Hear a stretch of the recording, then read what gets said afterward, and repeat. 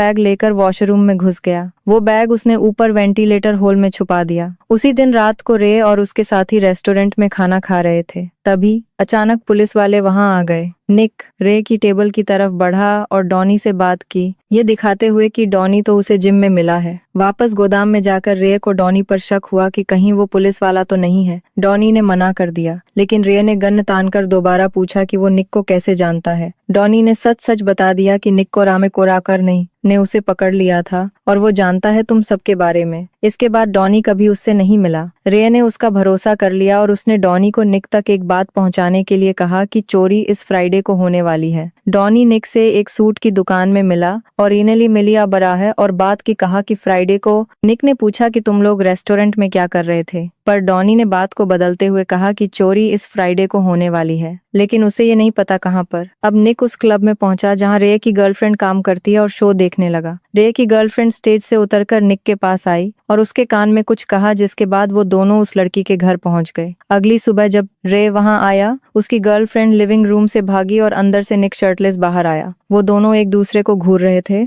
और फिर दोनों की ही नजर टेबल पर रखी बंदूक पर पड़ी। निक ने रे को आंखों से बंदूक उठाने का इशारा किया, लेकिन रे उसके जाल में नहीं फंसा, बल्कि वो निक के सामने से गुजरकर बेडरूम में गया और दरवाजा बंद कर लिया। इसके बाद निक ने अपनी गाड़ी में पहुंचकर अपने साथी को फोन किया और चोरी की अगली लोकेशन का पता बताया, जो उसे रे की गर्लफ्रेंड से पता चली थी। बाद में रे की गर्लफ्रेंड ने उसे बताया कि तुमने जो कहा था मैंने कर दिया। अब चोरी का दिन आ गया और पुलिस वाले बैंक पर नजर रखे हुए थे। तभी एक वैन पार्किंग में आकर रुकी। रे और उसकी gang bullet proof jacket, mask और असॉल्ट राइफल्स लेकर पहुंचे। उन्होंने बैंक में घुसते ही सिक्योरिटी कैमरा पर गोली दाग दी और सभी को नीचे बैठने का ऑर्डर दिया। गैंग ने सबके फोन्स लेकर उनके हाथ बांध दिए और साथ ही सबके सिर बैग्स में डाल दिए। रे ने बैंक मैनेजर को कहा कि पुलिस को फोन मिलाओ और कहो कि $10 मिलियन की फिरौती चाहिए हमें, और वो भी एक हेलीकॉप्टर के अंदर जिसमें फ्यूल पूरा भरा हो, वरना हर 1 घंटे में हम एक हॉस्टेज को गोली मार देंगे और अगर किसी पुलिस वाले ने यहाँ आने की कोशिश की तो एक एक करके